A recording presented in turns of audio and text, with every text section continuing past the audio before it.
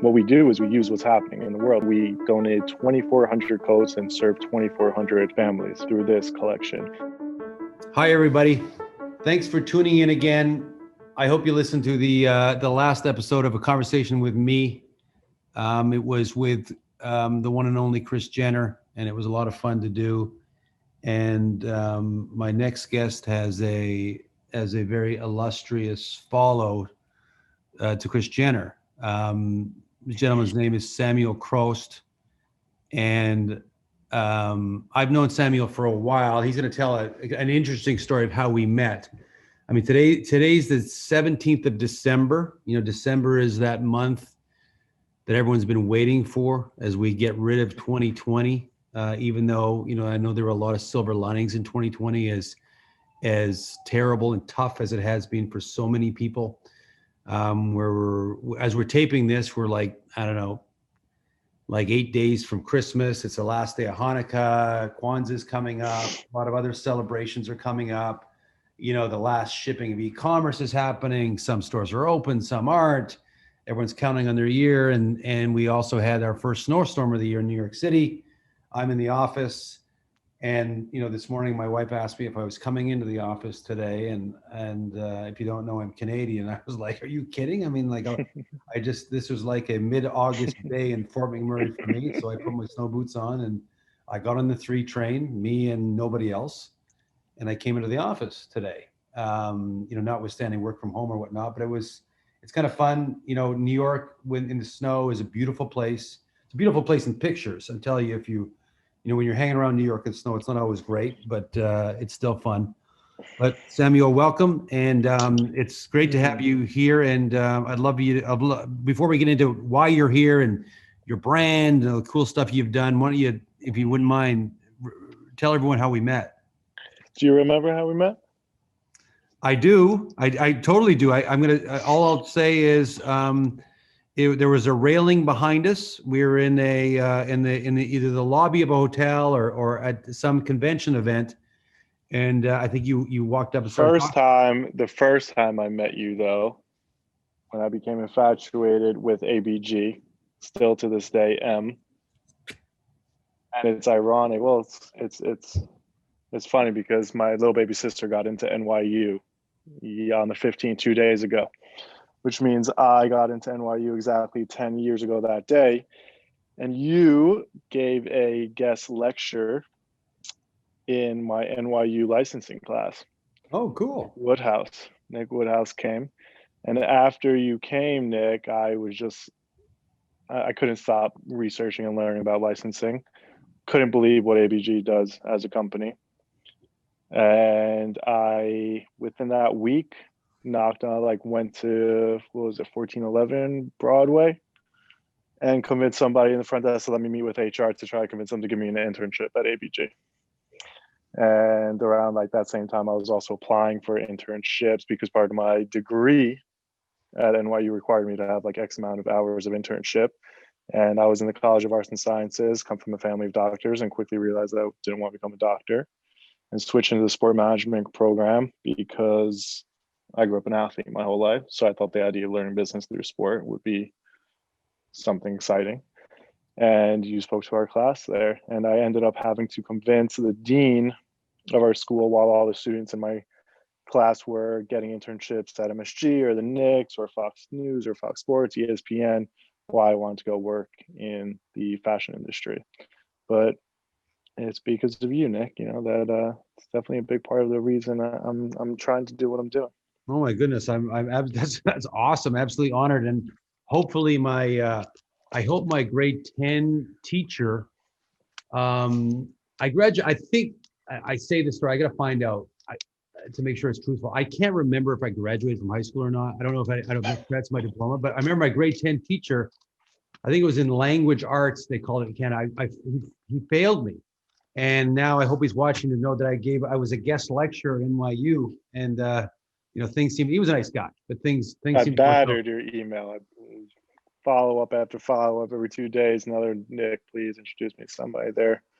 I was like, man, this guy probably wishes he never put his email address on the board when he left that lecture.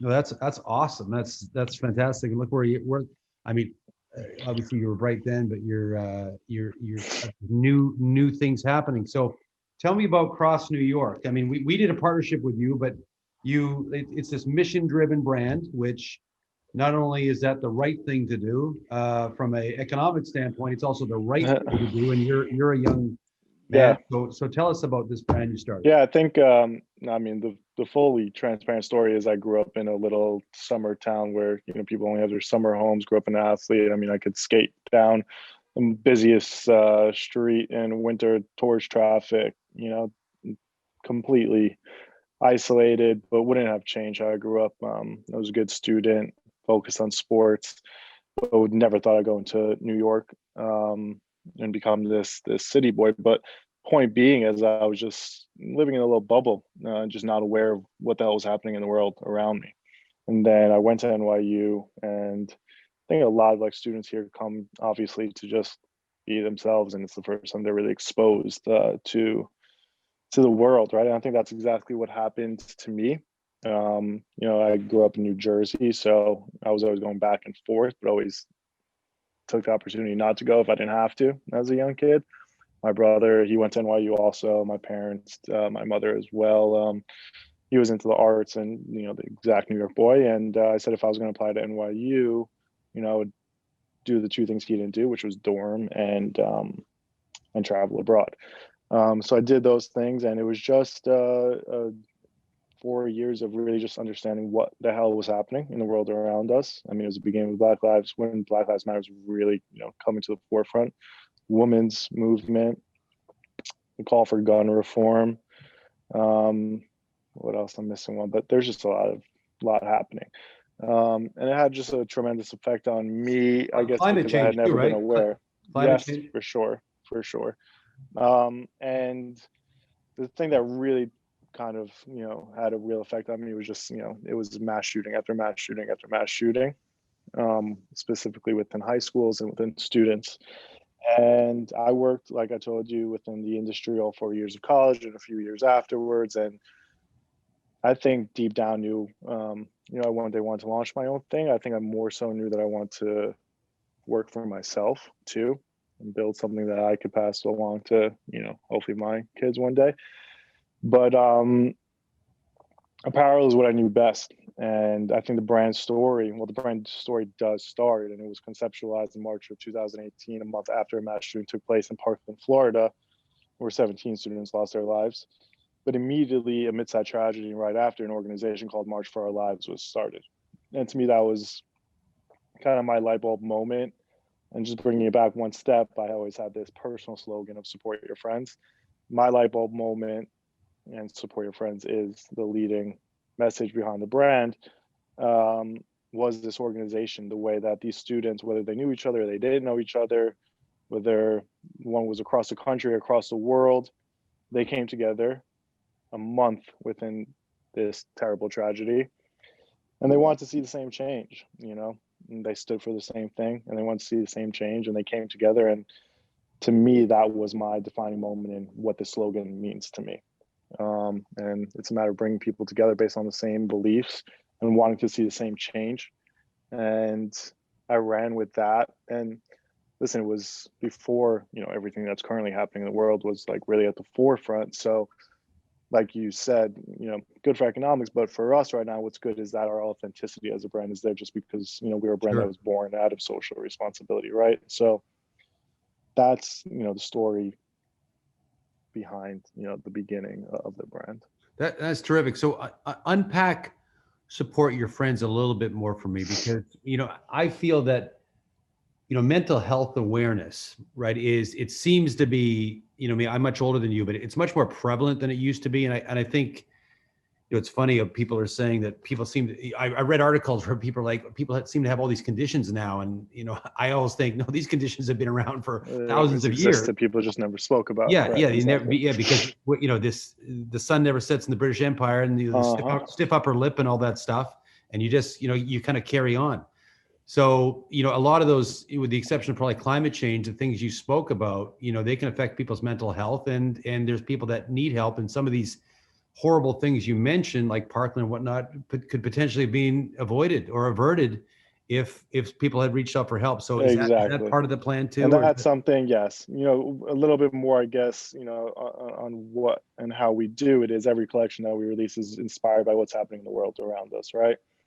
So, I mean, we could have the whole kind of supply chain conversation around how difficult that becomes, but the point being every collection that we release has a cause behind it with a goal of increasing awareness around that cause. We'll do so by partnering with a leading nonprofit organization that we think is leading the charge within that cause. The ways in which we partner with them vary differently, with March for Our Lives being the inspiration behind the brand. We did a capsule with them on the 1-year anniversary of the shooting, and we donated 100% of the proceeds to the organization. Our second collection, our goal was to increase awareness around climate change. And we did so by partnering with reforestation projects, and we planted over 10,000 trees in 6 different countries, and we paid for that up front. Wow. And with COVID specifically, it's probably, and listen, this brings in the Barney's collaboration, the most recent was probably like where I have personally felt the change that we are doing as a brand, because with gun reform, right, we're doing a great job of increasing awareness around it, right? And we've supported 250 local March for Our Lives youth chapters, but it's a global issue, and your effect is less tangible in a sense, right? Climate change, of course, increasing awareness. Our press has been great, so we're doing a great job of raising awareness, and we're making donations, we're raising money, and that's all great, but you don't really feel it, right?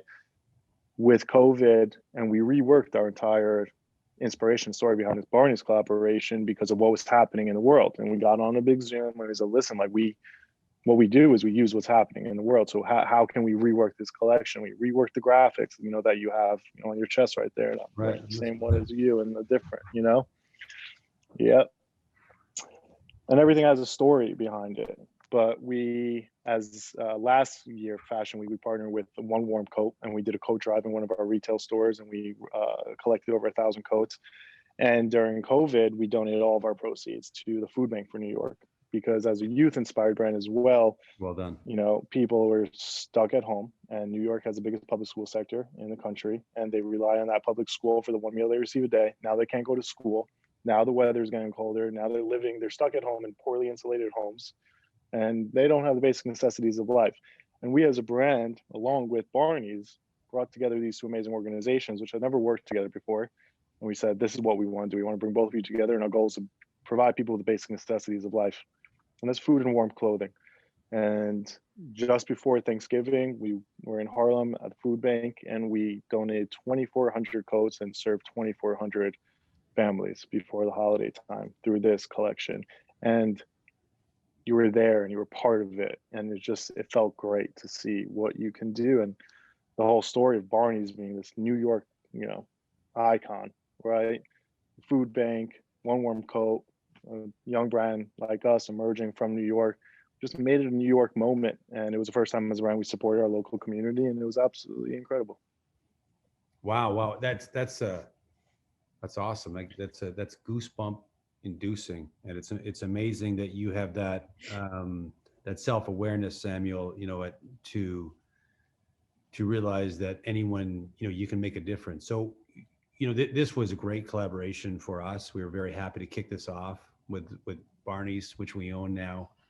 What other ABG brands would you want to collaborate with? Because I love the message, and we as a company are trying to do more. We own brands like Forever 21, and I think of, just had a call this morning, and you think of the 3 R's: reduce, reuse, and recycle. And the one that we're focusing on very often with something like Forever 21 is reuse, right? Because there's no, just because a garment is $20, it doesn't mean it can't be worn by somebody else, or it doesn't mean that it isn't. You can either give it away, or it can be in a secondhand store, or you see the growth of sites like Depop or something like that, where people are recycling the closet. It doesn't have to be a luxury item to be resold or to be reused. So are there other brands in our portfolio you'd like to collaborate with? Yeah, for many different reasons. I know a guy. If you want, yeah. Well, now I know a few people there. Yeah. Again, for me, for us, it's all about the team, right? And just building this family culture. But it was cool to sit down after the Barneys because, you know, you're working so fast and never really have a chance to, you know, sit down and look at what you've been able to do.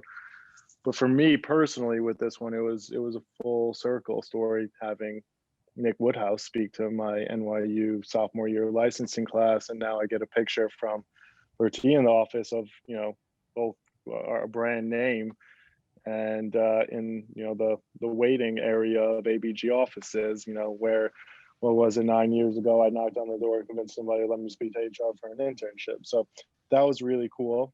And I guess back to the portfolio, man, I mean, I look at it, you know, often and obviously always reading up on it, but there's a huge vision for our brand to be able to provide this luxury aesthetic and great product. But the brand, in the last interview, somebody asked me, well, how would you describe the brand in 3 words? And I said inclusivity 3 times over.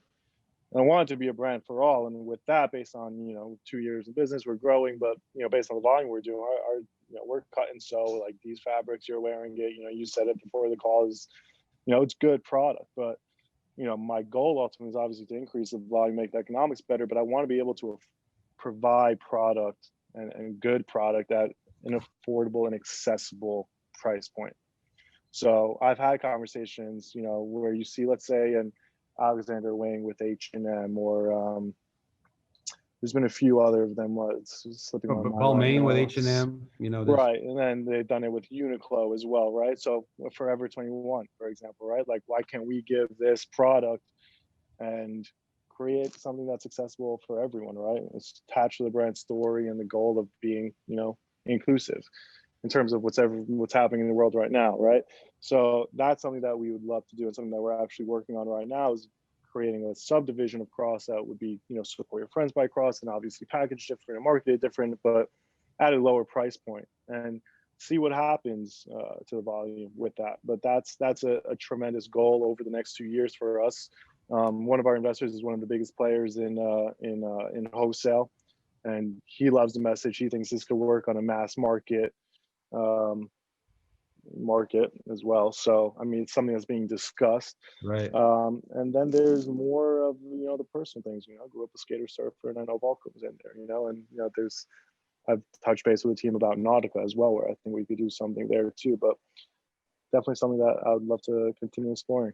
Yeah, I like it all. And the one thing that resonates with me is, you know, Aeropostale. I think the team has done a really good job of doing a lot of, you know, it's not, you know, depending on how you identify as an individual, right? I mean, a hoodie is a hoodie, right? You know, it's kind of disingenuous to say that you know, that a hoodie is gender neutral clothing, right? It doesn't really matter. I mean, hoodie is you know, it's just a garment. You don't even need to say that.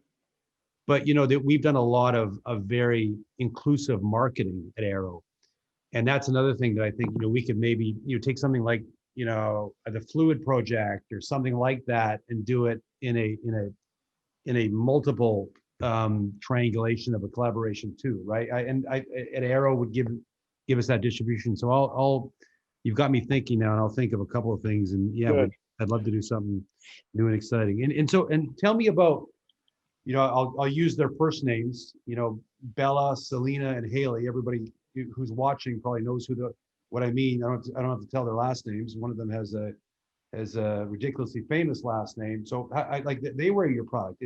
How did that happen? Do they just like the product? Did you seed it? Are they friends of yours? Because getting that type of exposure for a brand is phenomenal. Yeah, all very, very, very, very close friends of mine.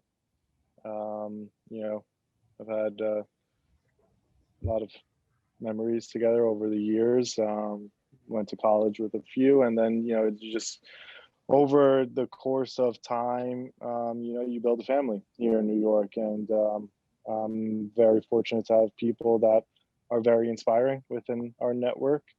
Um, some, like you mentioned, and others also within the industry. And you know, I think for me personally, and something that is a constant struggle and work in progress, is surrounding yourself with the right people. I think is the most important thing in the entire world. I mean, I'm building a brand based on the idea of friendship. So I think I'm genuine when I say that, right?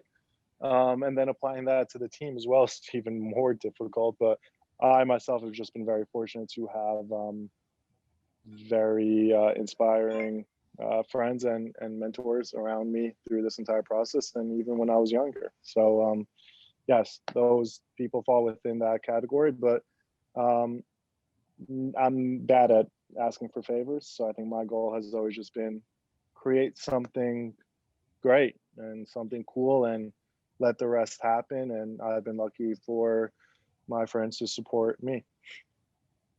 Amazing. I mean, those are great friends to have, and I think I'm sure you value those friendships, and it's important because I know that people, you know, when you're friends with celebrities, people come into their orbit and outside of their orbit, and they tend to hang on to the genuine ones. So that's obviously you're a And real. that's what our friend group shows as well, right? It doesn't matter.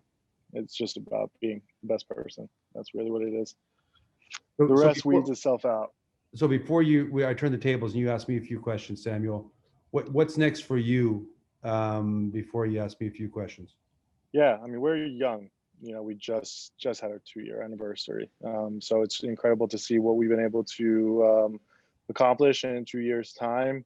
And I'm not your 5 year guy, nor am I your 10 year guy. And I have my 2 year plan in front of us. And I think the one thing, you know, that I give myself is I don't have any one specific skill, right? I try to put people in a position to do what they do best. I just look at myself as an engineer. I'm trying to find the right parts of putting that engine together. And I think after 2 years, we have an incredible, solid team and a great plan for the next 2 years, some of which we spoke about too, and some other new exciting collaborations coming out in the beginning of the new year. And I received my second Barney's Krost collaboration samples tomorrow, so that will come, you know, in the next year or two, and then hopefully we'll see whatever else we can do together. But building this baby, you know, scaling it. Our theme. Are you allowed to curse on this podcast? Yeah. No. Yeah. Well, our theme for 2021 is time to grow up. You know, speaking to investors, whenever we'll say coming of age story, but we've done what we've done in 2 years, which is incredible, and now we will be ramping things up in the next 2 years. And you know what we're good at here is executing on it. So I'm just excited to see what happens. And you know, I think you know better than anyone. You know, you've seen Brand go up and down. You know, because they've gone up too fast. I think we're doing a good job of like that incline on the treadmill, which is the way that we grow and scale. And we've been making the right moves, thinking about the market the right way. And you know, I just want to see us execute on the vision for the next 2 years and see where we are at that point. Awesome. Well said. Well said. Questions for Nick Woodhouse. Okay, I'm going to put my NYU sophomore year licensing hat back on quickly. But I mean, you guys are acquiring brands left and right, right? And it's fair to say that some of those brands, I mean, you know, taking Barnes out of bankruptcy, that are not the greatest of positions. So what are you looking for specifically when you're acquiring these brands? And then what's the magic sauce that you guys have that, you know, brings these brands, you know, back to life? Because it's not an easy thing to build a brand in the first place, but I can't imagine what the process is like, kind of reinventing one at the same time too. It's a good question. I often say the brands we buy or the companies we buy, the brands aren't broken, but the model around it is. You know, I mean, Okay. Barney's is a terrific example of a legacy brand, super famous, represents so much to so many, and we just convert the model. You know, and by converting the model is you figure out a different way to make it, not to only make it give it better economics, but also to give it new life.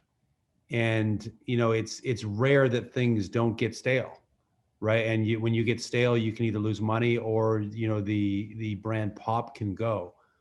And you know, we look for a brand that's famous. We look for a brand that is global, and then we look for a brand that we can convert to our model, and with the right kind of elbow grease can be kind of polished up and brought back. So it's not, you know, our secret sauces are people without a doubt, and it's also this idea that, you know, it's a cliche, but no idea is a bad one. You know, there really isn't, right? I mean, you can come up with so many unique things that you can do that if you stop being super precious with a brand and think outside the box, you can kind of you have permission to do just about anything with a brand. So that's kind of our that's in. Can you tell me a little bit more about that model, though?